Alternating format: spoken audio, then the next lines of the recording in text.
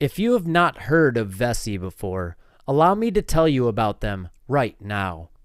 Vessi offers the world's first 100% waterproof footwear. I like to wear them on my morning walks. It keeps my socks perfectly dry. I don't face the struggle anymore of deciding what shoes to wear because Vessi's Stormburst shoes are perfect. The shoes are made from Dymatex. It is a dual climate knit material that keeps you cool in the summer and warm in colder weather. Their Stormburst shoes are lighter and more comfortable than boots. It's actually the first shoe I've found that's really comfortable right from the start.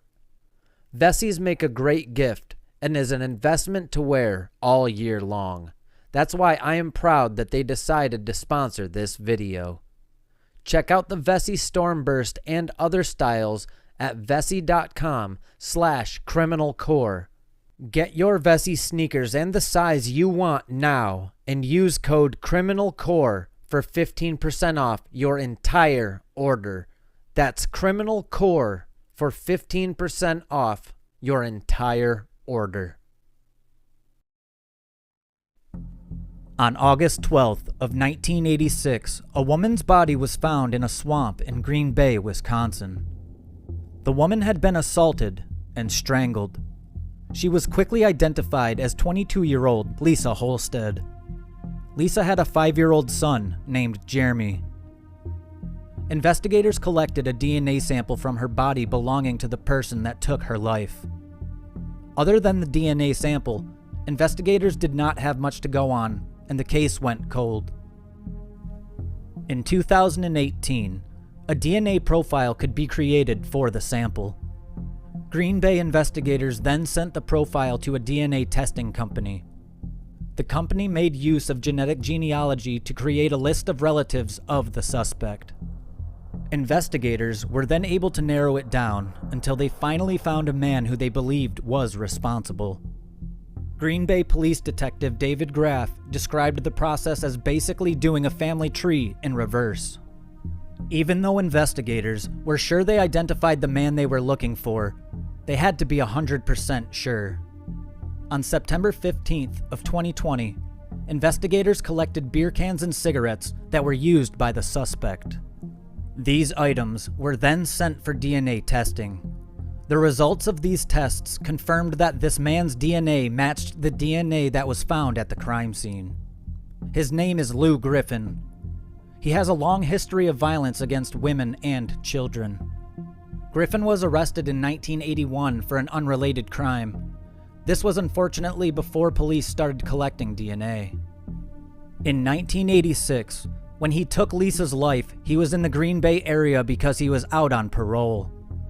On October of 2020, 65-year-old Griffin was arrested for what he did to Lisa. He was taken to the Brown County Jail. Lisa's son, Jeremy, who was just 5 years old when his mother's life was taken, had this to say about the arrest. "I just want closure. It's the same thing the whole family wanted for the last 34 years. I wish my grandma was alive to be able to see this. Sometimes I'm happy. Sometimes, I get a little more sad. I don't really know how to explain it," he says. "You don't want to get your hopes way up high to have them come crashing down, but I feel pretty good overall about it."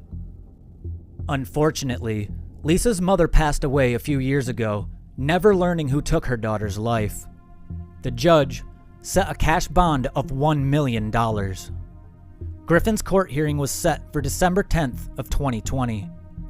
In February of 2021, Griffin wrote a letter to a local television station where he claimed that his rights had been violated.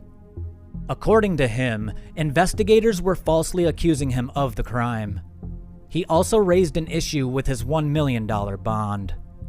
He said that he is a 65-year-old who has ties to the community for more than 40 years. Griffin's trial started in late 2022.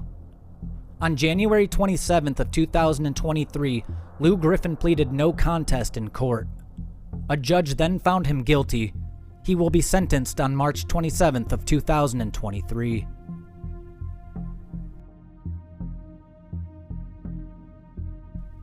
"12-year-old Brad Bellino lived in Youngstown, Ohio in 1972. He was the youngest of 4 children and enjoyed playing baseball. On March 31st of 1972, Brad left a friend's home in the Applewood Acres neighborhood, but never returned to his home, which was located on McClurg Road. Police immediately started to search for Brad when his parents reported him missing.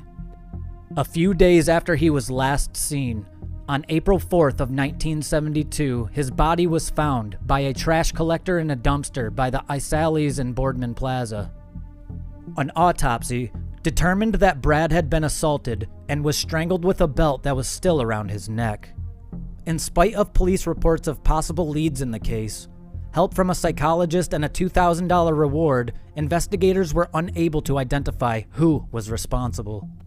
Don Templeman was Brad's best friend and the last person to see him alive after he left his home in March of 1972.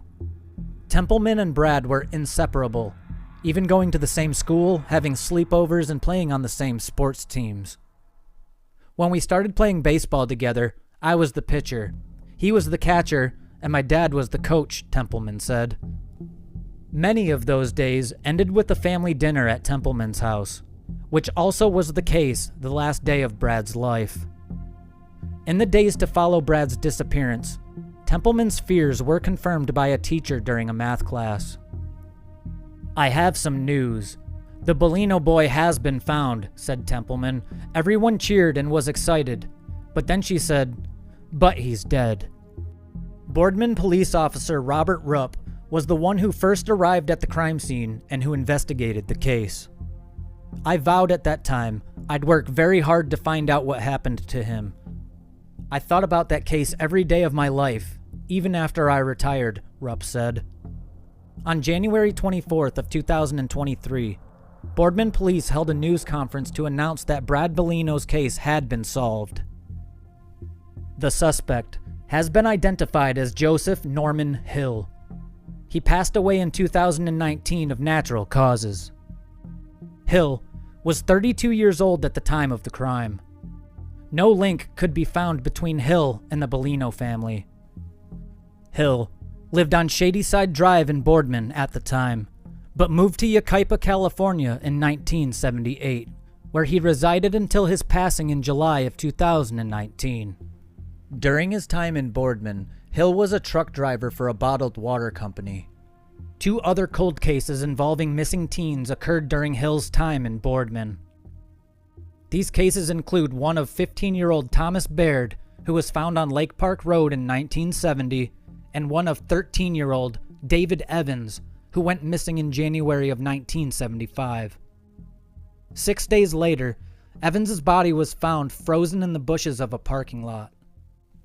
It is now being investigated if Hill was responsible for any other crimes. Police say they were able to identify Hill as the culprit because his DNA was found on Brad's clothes. This is a case that dominated the headlines for years after it happened, and now it's finally solved.